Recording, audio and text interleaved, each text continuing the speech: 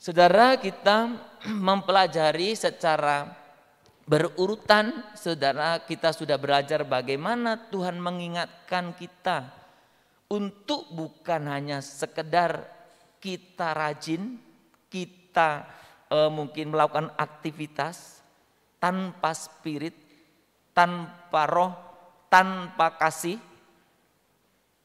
Teguran itu disampaikan melalui apa yang terjadi di jemaat Efesus. Minggu lalu kita berbicara bersama-sama tentang bagaimana kita itu teruji oleh berbagai penderitaan yang kita alami.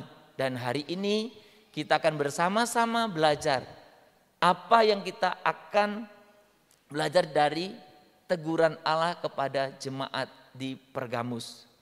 Saudara, saya katakan di awal daripada perenungan ini di minggu pertama bahwa apa yang disampaikan oleh malaikat-malaikat dalam kitab Wahyu ini kepada jemaat-jemaat itu adalah sebuah gambaran kondisi yang akan terjadi. Dan kalau saudara dengan teliti memperhatikan persoalan-persoalan yang dihadapi gereja-gereja itu adalah persoalan-persoalan yang hari ini ada di hadapan kita. Yang saya dan saudara hadapi bersama. Saya rindu saya dan saudara betul-betul memberikan satu perhatian dan kita betul-betul belajar. Tuhan maunya apa untuk saya bisa belajar dari jemaat-jemaat yang mendapatkan surat dalam kitab Wahyu itu. Saudara, hari ini kita akan melihat di dalam Wahyu pasal yang kedua, kita akan membaca ayat yang ke-12 sampai dengan ayat yang ke-17. Wahyu pasal 2 ayat 12 sampai dengan ayat yang ke-17. Bapak Ibu dipersilakan membuka Alkitabnya masing-masing. Kita tidak siapkan di slide supaya kita Alkitabnya terbuka dengan baik ya. Terima kasih jemaat yang sudah mengingatkan saya, Pak, jangan terus di slide ya, nanti jemaatnya lupa buka Alkitab. Ya bagus juga ya. Jadi saya sengaja tidak tulis di slide. Mari kita membuka Wahyu pasal 2 ayat yang ke-12 sampai ayat yang ke-17. Saya akan membacakan demikian Bapak Ibu dan saudara-saudara yang terkasih. Dan tuliskanlah kepada malaikat jemaat di Pergamus. Inilah firman Dia yang memakai pedang yang tajam dan bermata dua. Aku tahu di mana engkau diam, yaitu di sana, di tempat tahta iblis, dan engkau berpegang kepada namaku, dan engkau tidak menyangkal imanmu kepadaku. Juga tidak pada zaman Antipas, saksiku yang setia kepadaku, yang dibunuh di hadapan kamu, di mana iblis diam. Tetapi aku mempunyai beberapa keberatan terhadap engkau. Di antaramu ada beberapa orang yang menganut ajaran Bileam, yang memberi nasihat kepada Balak untuk menyesatkan orang Israel, supaya mereka makan persembahan berhala dan berbuat zina. Demikian juga ada padamu orang-orang yang berpegang kepada ajaran pengikut Nikolaus.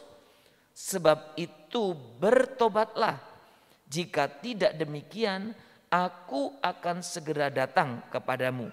Dan aku akan memerangi mereka dengan pedang yang di mulutku ini.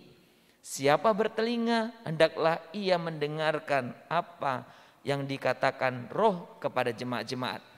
Barang siapa menang, kepadanya akan kuberikan dari mana yang tersembunyi, dan aku akan mengaruniakan kepadanya batu putih yang di atasnya tertulis nama baru yang tidak diketahui oleh siapapun selain oleh yang menerimanya. Saudara, kita memang agak sedikit asing ya tentang Pergamus ini. Efesus itu kita sudah tahu di Kisah Rasul banyak disebut. Efesus, Smyrna juga. Ada.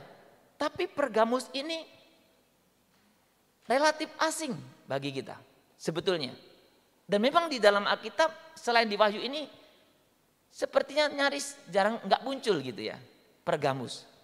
Nah saudara, sebetulnya kalau kita lihat tentang Pergamus ini, bisa dikatakan Pergamus adalah mungkin kemungkinan itu pusat kota di Troas. Jadi kemungkinan Troas lah, di daerah Troas lah Pergamus itu. Dan kalau Troas beberapa kali Paulus diam di sana. Bahkan Paulus juga memberitakan Injil Kristus di sana, di Troas. Ada beberapa yang kita bisa cek lah di sana. Nah saya ingin memberikan gambaran ini untuk mengajak kita supaya kita memahami kira-kira seperti apa Pergamus ini. Nah saudara, Pergamus juga karena sama seperti Efesus, Smyrna, itu tempat-tempat yang secara umum disebut sebagai pusat penyembahan juga. Pergamus juga demikian. Memang paling tidak ada dua yang terkenal di Pergamus itu. Di Pergamus dikatakan ada perpustakaan yang cukup besar. Ya, tapi kita tidak akan fokus ke sana. Tapi yang di sisi lain Pergamus ini tempat sebagai pusat penyembahan. Nah, yang pertama memang seperti dewa Zeus di sana. Ada penyembahan kepada dewa Zeus. Tetapi di Pergamus ada ciri khasnya. Selain dewa Zeus ada dewa Asklepius. Dewa Asklepius ini khusus. Bahkan orang juluki sebagai dewa Pergamus. Dewa Asklepius ini dewa kesembuhan. Yang biasanya orang memegang ular, membawa ular untuk dalam proses penyembuhan itu. Maka ada orang yang suka menafsirkan gini. Kan ada perdebatan tuh tentang logo yang ada ular ya. Ada perdebatan itu. Yang pertama pandangannya itu dari tongkat Musa, yang ular tedung. Yang kedua ada orang beranggapan ini, oh bukan. Itu bukan dari sana. Ada sebagian orang itu dari pemahaman dewa ini. Dewa Asklepius. Karena disebut dewa kesembuhan. Maka itu pakai sebagai simbol. Ya mungkin ada kait-mengkait lah itu ya. Nah kita juga nggak bahas ke sana lah. Tapi paling tidak kita tahu. Nah saudara-saudara bayangkan Pergamus ini jemaat yang tidak besar dibandingkan Efesus. Tinggal di tengah-tengah kota yang seperti itu. Kota yang sebagai pusat penyembahan dewa Zeus dan dewa khasnya Pergamus. Jadi Bapak Ibu kalau kita memperhatikan di sini kondisi atau posisinya itu posisi yang penuh tantangan sebetulnya. Nah tapi hari ini kita melihat bagaimana kehidupan jemaat di Pergamus. Perhatikan pola kitab Wahyu sama ya. Ada yang dipuji, ada yang tegur. Cuman dua itu. Maka saya usahakan konsisten dua-dua selama membawa surat kepada jemaat-jemaat ini. Karena ada tegur, ada pujian. Nah kita lihat pujiannya dulu. Nah karena sebagai pusat penyembahan itu, Pergamus juga dijuluki sebagai kota setan gitu, tahta setan lah gitu, kerajaan setan begitu ya. Dijulukinya. Ini memang sebenarnya ada banyak tafsiran lah ya. Karena di sana memang penyembahan itu begitu luar biasa dan juga kehidupan yang tidak ya sesuai dengan kehendak Allah itu banyak di sana begitu ya. Nah, tapi yang menarik di situ ayat yang 12 itu dikatakan sekalipun tinggal di tengah-tengah lokasi seperti itu, jemaat Pergamus ini setia dikatakan. Nah, memang saya ketika menentukan terminologi setia, saya agak bingung. Karena setia Nanti akan dibantah yang kedua. Setia yang dimaksud di sini bukan setia dalam pengertian totalitas.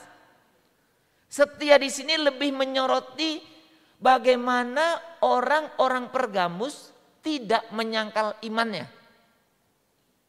Oke, dengar baik ya. Orang-orang Pergamus tidak menyangkal Kristus. Bahkan ketika ada orang yang dibunuh, mati martir di depan mereka pun mereka tetap setia, tanda kutip, nggak menyangkal Yesus. Jadi orang-orang Pergamus ini dari sisi menyangkal Yesus nggak mereka lakukan. Bagus ya. Setia juga akan itu nyebutnya ya. Jadi sekalipun ada begitu himpitan, ada ancaman, ada intimidasi, bahkan ada orang yang sudah mati martir, jemaat Pergamus sekali lagi tidak menyangkal imannya. Maka Wahyu pasal yang kedua ayat 13 itu dia memuji. Dikatakan apa? Aku tahu di mana engkau diam, yaitu di sana, di tempat tahtanya iblis. Ngeri kan? Dan engkau berpegang kepada namaku dan engkau tidak menyangkal imanmu kepadaku. Loh, ini satu hal yang memang dihargai oleh Kristus. Dihargai tentang kesetiaannya itu. Tidak menyangkal. Saudara, ada banyak orang ya, orang Kristen itu yang ya mungkin dikatakan sering, tidak juga ya, tapi saya saja kenal beberapa orang yang menyangkal imannya. Hanya supaya dapat jabatan, hanya supaya dapat suami, hanya supaya dapat istri, hanya supaya dapat warisan. Saudara, saya aja kenal, tahu beberapa orang. Artinya, kalau saya yang tidak terkenal ini pun tahu beberapa orang, berarti faktanya ada banyak orang yang menyangkal imannya. Sekalipun belum ada ancaman bunuh. Betul kan? Sekalipun belum ada intimidasi. Seperti yang di dalam kitab Wahyu ini. Berarti dari sisi itu, apa yang dikatakan di dalam kitab Wahyu ini berarti jemaat Pergamus jemaat yang hebat atau tidak? Hebat ya? Setia loh. Ya? Jemaat Pergamus jemaat yang hebat. Dan Allah puji ini. Setia, saudara. Sekalipun tekanan besar, ancaman ada, tapi berpegang teguh. Pokoknya nggak menyangkal Yesus. Pokoknya nggak meninggalkan Kristus. Pokoknya tetap menyembah Yesus saja, nggak menyembah Zeus, nggak menyembah Arklioplus tadi, enggak. Pokoknya hanya satu, menyembah Yesus saja. Nah, sebetulnya kalau kita perhatikan sekali lagi, saya kadang pikir, wah udah hebat dong Tuhan, jemaat Pergamus ini. Karena kami pun nggak pernah mengalami seperti itu, tekanan kan? Kita nyaris nggak mengalami seperti itu ya. Kita yang tinggal di Indonesia ini, tempat-tempat tertentu saja, itu pun nggak seperti ini kan? Tapi ini begitu setia, dalam tanda kutip ya, nggak menyangkal imannya. Saudara, tapi perhatikan apa yang ditegur di sini. Ini yang menjadi topik kita hari ini. Tuhan katakan, tapi sayang, beberapa orang, berarti tidak semua, beberapa orang di antaramu ada yang menganut ajaran Bileam. Ada yang mengikuti ajaran, di sini dikatakan Nikolaus. Jadi di tengah-tengah mereka tidak menyangkal Yesus, mereka tetap menyembah Yesus saja, tidak mengikuti penyembahan yang lain, tapi di antaranya, di antara orang-orang itu, ada yang mengikuti ajaran lain. Meninggalkan Yesus tidak? Tidak. tapi mengikuti ajaran lain. Mungkin pegang Yesus iya, satu lagi pegang yang lain. Menyembah Yesus iya, tapi meyakini mengikuti ajaran yang lain. Saudara, inilah yang ditegur, inilah yang diperingatkan tentang Pergamus. Maka seringkali kalau kita berbicara Pergamus, topik yang selalu muncul adalah jemaat yang kompromi. Gereja yang kompromi. Saudara, apa sih kompromi? Kompromi itu biasanya menurunkan standar nilai supaya pas nih. Ya kan? Sudahlah, nggak apa-apalah. Harus gini Pak, boleh nggak dikurangi sedikit? Ya sudahlah, ya kan? Kompromi, yang penting jalan. Yang penting saya nggak ditolak. Yang penting sehingga turun standarnya. Nah saudara perhatikan dengan baik, kenapa Tuhan begitu marah? Apa rupanya ajaran Bileam? Apa rupanya ajaran Nikolaus? Saudara, kalau kita sepintas melihat atau mengingat Bileam, apa sih yang teringat dari kita? Bileam yang selalu ingat. Apa itu? Bileam. Yang kita ingat kalau cerita Bileam apa yang teringat? Keledai ya, bukan kedelai ya. Keledai yang bisa bicara. Itu aja kan? Karena kita fokus kepada satu cerita itu. Memang kalau cerita ketika Bileam diminta untuk mengutuki Raja Israel itu kemudian dia berbalik arah, bagus. Tapi saudara perhatikan dalam cerita-cerita yang lain dalam kitab Bilangan, itu Bileam itu mengajarkan seperti apa yang disebut dalam kitab Wahyu ini. Dia mengajarkan untuk orang-orang Israel itu, udahlah ikutlah makan persembahan apa daging persembahan.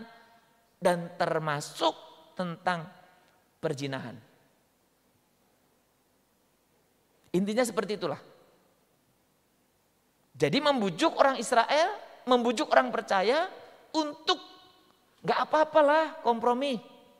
Gak apa-apa kok, kamu bisa makan. Gak apa-apa, kamu gak perlu setia dengan istrimu. Kamu bisa berzina kok, gak apa-apa.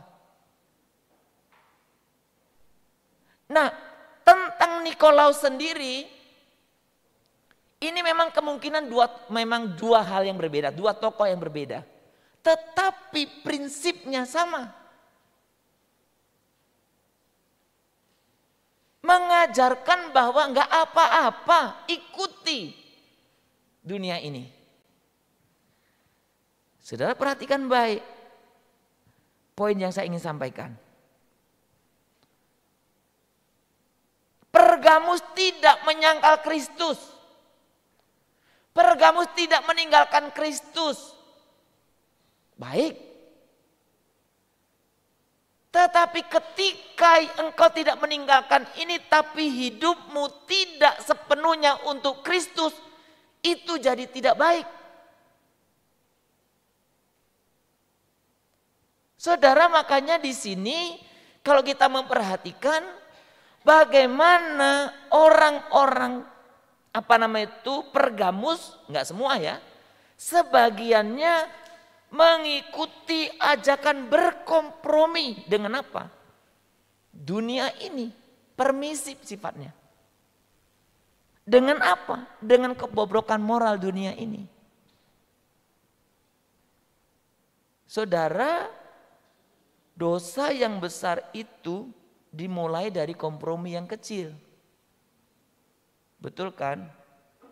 Enggak tiba-tiba besar dosanya. Saya sedang tidak membandingkan dosa besar kecil-kecil ya.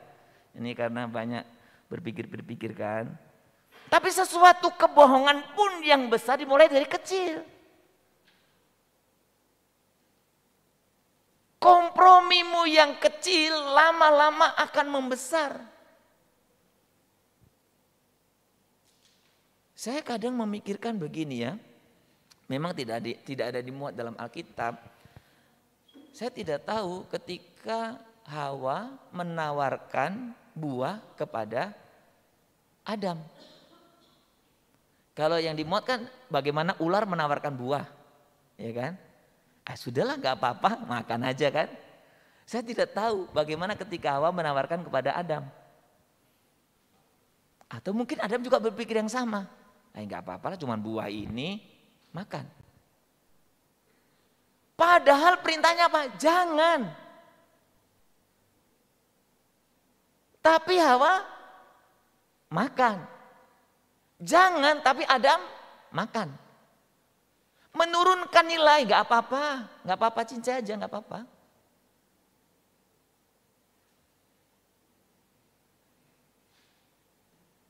Jemaat Pergamus mengikuti ajaran Biliam yang demikian. Kompromi dengan dunia ini. Permisif. Saudara, kalau kita berbicara tentang kompromi, berarti di satu sisi sepertinya kita orang yang taat kepada Allah, karena enggak meninggalkan Allah. Tapi di sisi lain berantakan dalam hal moral. Engkau tetap menyembah Yesus, tetap beribadah ke gereja, tapi selingkuh jalan. Engkau tetap menyembah Yesus, beribadah gereja, tapi mabuk-mabukan, jalan juga. Engkau tetap menyembah Yesus, tetap ke gereja, bahkan melayani, tapi engkau larut dalam kehidupan dunia ini. Saudara, bahkan di zaman modern ini, kita itu sepertinya dituntut untuk mentolerir semuanya. Jangan coba-coba kamu bicara sesuatu yang kayaknya tegas, kamu akan dibully oleh netizen yang maha benar. Karena kalau udah netizen bilang salah, salahlah itu. Jadi Tuhan sekarang itu jadi netizen Tuhannya.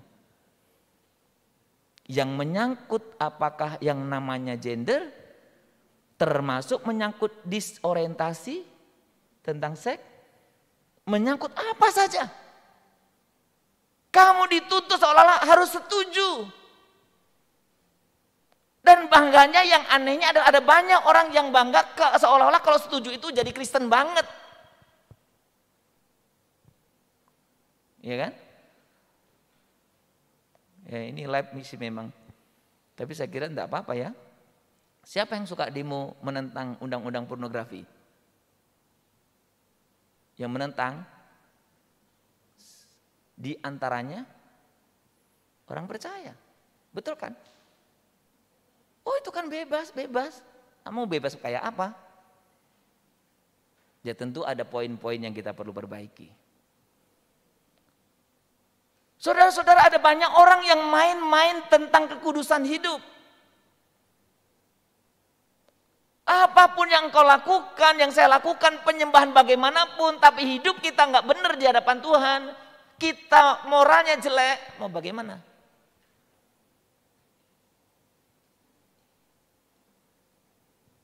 Saudara, salah satu lagu yang saya suka tuh nyanyi lagu tadi, yang mau khotbah. Karena lagu itu mengingatkan apakah ketika engkau menyembah Tuhan itu dengan segenap hatimu, dengan segenap kekuatanmu, betul-betul kamu bukan hanya tidak menyangkal Tuhan, tapi perilakumu pun perilaku yang betul-betul sesuai dengan Tuhan, kehendak Tuhan. Dosa yang sering kali merusak dalam gereja sama seperti Biliam ini. Uang. Banyak orang-orang di gereja tidak jujur masalah uang. Banyak orang-orang di gereja itu, poin saya, orang percaya Bahkan kadang-kadang mengelola keuangan gereja pun tidak jujur. Keuangan gereja itu bukannya keuangan gereja ada punya banyak hal ya. Gak jujur. Orang-orang yang rajin melayani tapi dalam bisnis pun gak jujur. Orang-orang dalam rajin melayani tapi kadang-kadang dalam mengentertain orang pun gak benar. Saudara, teguran ini, zaman ini menjadi sesuatu yang sangat betul-betul relevan di zaman ini. Saudara, suatu ketika saya pernah menjumpai dalam satu gereja. Jadi gereja itu ada kebaktian 1, kebaktian 2. Waktu itu saya melayani di kebaktian 2 kalau tidak salah. Jadi saya datang lebih cepat. Ya karena nyaris jarang saya datang telat dari kalau diundang khotbah ya. Berarti datang lebih cepat. Karena banyak hal yang perlu kita antisipasi kan. Ban pecah atau apa ya. Jadi selalu datang lebih cepat. Jadi waktu datang itu dekat gereja itu ada kantin. Ya, ada kantin. Kantin bukan jualan gitu, kantin. Jadi, loh, ini kok orang berseragam kok di sini? Orang berseragam kayak kita kalau pelayani kan ada dress code kan? Loh, kalian kok makan-makan di sini? Iya Pak, emang udah selesai? Belum, lagi khotbah. Lah pemain musiknya makan bakso, khotbah. Mungkin nanti waktu udah selesai khotbah, woi masuk. Dalam kekudusanmu, kalau dari Jeremia dikata apok gitu muka. Betul kan? Semoga di sini nggak ada lah. Ya, kalau ada kita panggil. Saudara, karena ketika kita bicara kita tetap menyembah Tuhan, perilaku moral kita tidak benar. Itu saya sebut sedikit loh, hal yang remeh loh. Tapi itu banyak terjadi. Saya pun kaget. Maka waktu itu saya langsung suruh, kamu masuk. Kau pelayanan masuk. Emang gak tahan, mati memang kalau gak makan sampai nanti selesai ibadah, saya bilang itu. Ini kadang-kadang mulut ngomongnya gak enak sih ya. Ayo masuk, emang nanti mati kalau kamu gak sampai, gak sampai selesai. Saudara, kalau kita hanya sekedar tetap percaya kepada Yesus, tapi hidup kita tidak menunjukkan kualitasnya, Tuhan marah. Gereja sekarang dituntut untuk apa? Untuk menyesuaikan dengan dunia ini. Ayo gak apa-apa, itu ajaran Biliam kan? Gak apa-apa. Saudara, makanya sekali waktu saya ada diskusi tentang apa ya? Seringkali kan kita itu membawa sesuatu yang dari luar ke gereja. Prinsip apapun. Oh, ke sana lo baik. Dari luar kita bawa ke gereja. Sebenarnya itu terbalik, saudara. Betul kan? Siapa yang harus mempengaruhi siapa? Apakah dunia ini yang harus mempengaruhi gereja atau sebaliknya? Gereja yang harus mempengaruhi dunia. Kalau gereja yang harus mempengaruhi dunia, harusnya bukan dari luar kita bawa ke gereja. Dari gereja bawa keluar. Ada banyak orang mengatasnamakan kontekstual, mengatasnamakan relevan, tapi salah. Tetap ada batas. Dan jangan mengikuti ajaran-ajaran Biliam yang menyangkut moral, menyangkut termasuk keuangan, menyangkut zina. Dan termasuk ajaran Nikolaus tadi. Saudara, di dalam Roma itu ayat pasal 12 ayat 2a dikatakan apa? Janganlah kamu menjadi serupa dengan dunia ini. Saya sengaja kutipkan beberapa terjemahan yang kata-katanya lebih sederhana. Bahasa sehari-hari dikatakan apa? Janganlah ikuti norma-norma dunia ini. Ya, jangan ikuti norma-norma di dunia ini. Ya orang banyak tanya itu, Pak boleh nggak sih sulam alis? Pak boleh nggak sih sulam bibir? Saya bilang cat aja bibirmu itu. Karena sulam alis, sulam bibir, apalagi ya banyak ya. Nanti kalau saya sebut satu-satu banyak tersinggung orang soalnya. Tapi saya sedang mau menantang kita gini. Karena kalau kamu tidak hati-hati, kamu itu ditarik oleh dunia ini loh. Itu yang saya ingin tekankan. Kalau kamu nggak hati-hati, kamu ditarik oleh dunia ini.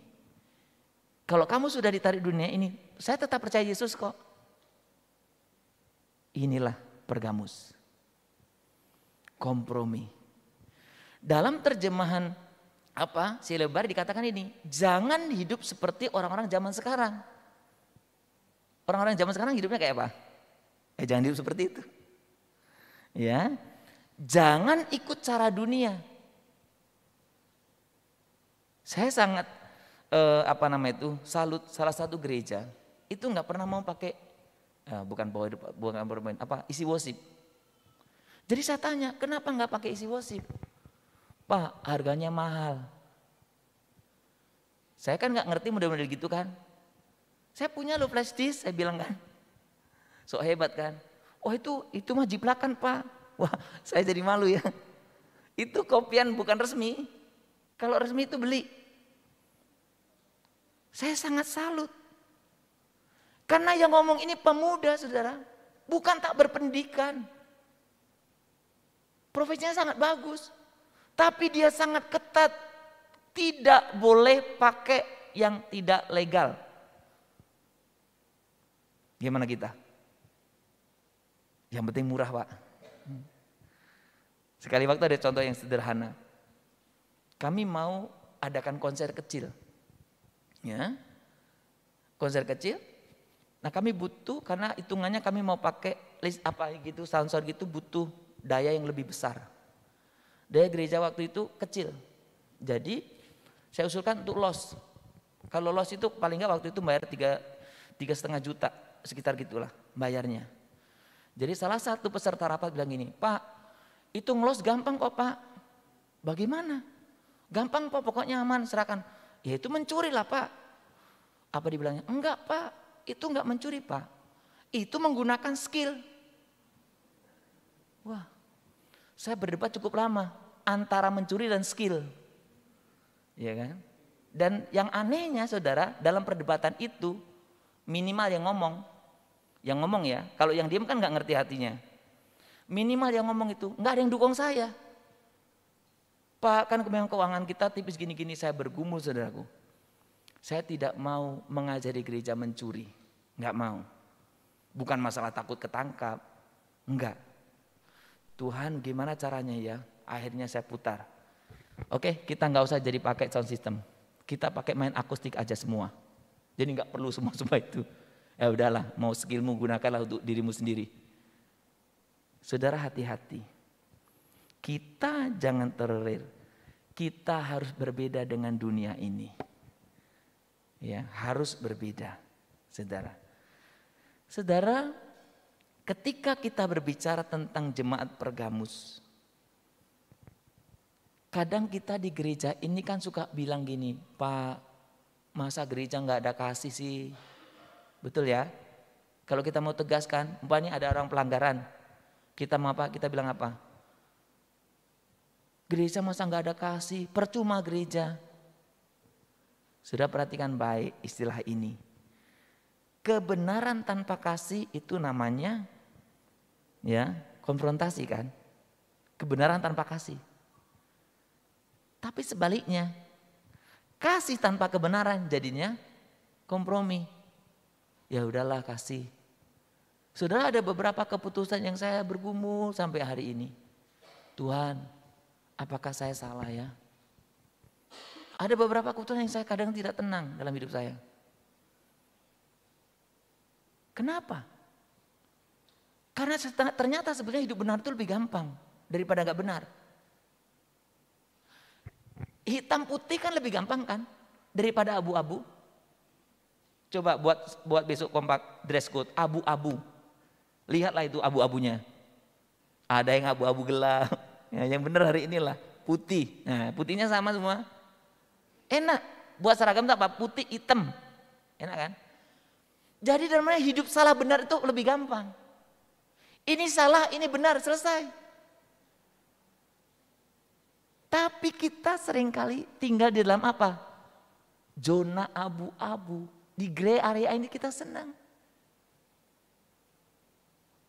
Kebenaran tanpa kasih itu konfrontasi kita. Tapi kasih tanpa kebenaran kita jadi kompromi dalam hidup ini. Tuhan ingin kita bukan hanya setia, tidak menyangkal iman kita. Tapi Tuhan ingin kita setia hidup kudus di dalamnya. Saudara, kita baca ayat ini bersama-sama. Sebab itu bertobatlah, jika tidak demikian aku akan segera datang kepadamu. Dan aku akan memerangi mereka dengan pedang yang di mulutku ini. Siapa bertelinga hendaklah ia mendengarkan apa yang dikatakan Roh kepada jemaat. Barang siapa menang, kepadanya akan kuberikan dari mana yang tersembunyi. Dan aku akan mengaruniakan kepadanya batu putih yang di atasnya tertulis nama baru yang tidak diketahui oleh siapapun selain oleh yang menerimanya. Saudara, ayat ini diawali dengan pedang. Ya, inilah firman Dia yang memakai pedang yang tajam dan ditutup dengan pedang. Pedang dalam Alkitab seringkali mengonotasikan firman. Kalau sudah membaca Ibrani 4 ayat 12 juga sama. Firman itu pedang bermata dua. Kebenaran yang bisa membedakan salah dan benar cuma satu. Firman, tidak ada yang lain. Banyak orang di gereja, sekolah minggu, remaja atau di dalam gereja hanya mengajarkan etika. Dengar baik, etika sangat dipengaruhi situasi. Hanya satu yang bisa memisahkan salah benar, yaitu pedang, firman. Hanya firmanlah yang bisa memisahkan, oh ini salah, ini benar. Peganglah. Karena ketika tidak, maka pedang yang sama itu akan menghakimi kita. Salah atau benar hidup saya dan saudara. Saudara, bagaimana kehidupan gereja kita? Bagaimana kehidupan gereja-gereja? Bagaimana kehidupan iman GMI Jakarta Pusat? Bagaimana kehidupan imanku, imanmu? Tuhan tidak hanya ingin engkau tidak menyangkalnya saja, tapi ingin dengan sepenuh hati engkau hidup benar di hadapannya. Mari kita tundukkan kepala kita. Kita datang kepada Tuhan. Saya ingin kita memberikan waktu untuk mengoreksi diri kita. Adakah dalam kehidupanmu engkau sering kompromi dengan hal-hal yang tidak benar sebetulnya? Adakah dalam kehidupanmu engkau sering mengabaikan kebenaran demi yang engkau katakan mengatasnamakan kasih?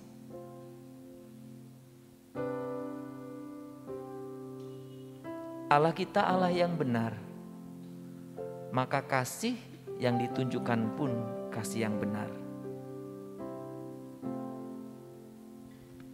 Dunia ini dengan berbagai cara akan menarikmu dan berusaha memikatmu.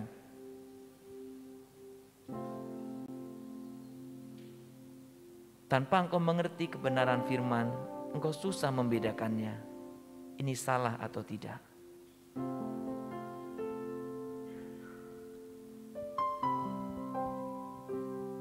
Mari datang kepada Tuhan. Kiranya Tuhan yang menolong dan memimpin saya dan saudara.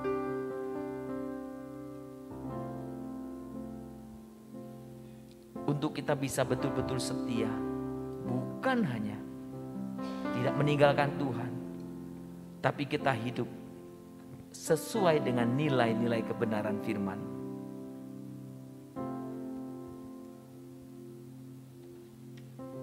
Tuhan, selidikilah hati kami setiap pribadi. Tak terkecuali hamba-Mu. Ampuni hamba-Mu kalau hamba-Mu mengambil keputusan yang salah dan itu tidak berkenan di hadapan-Mu. Biarkan melalui kebenaran firman-Mu ini pun hamba-Mu diperbaharui.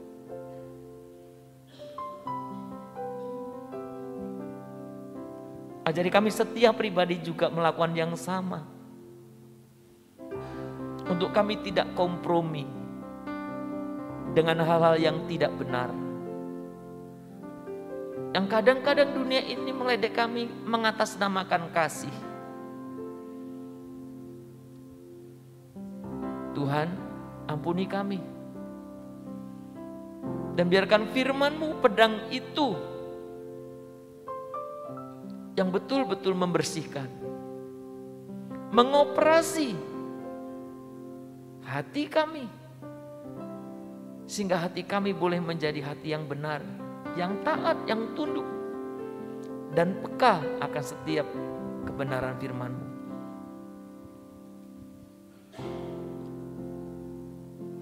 Selidiki aku, amin.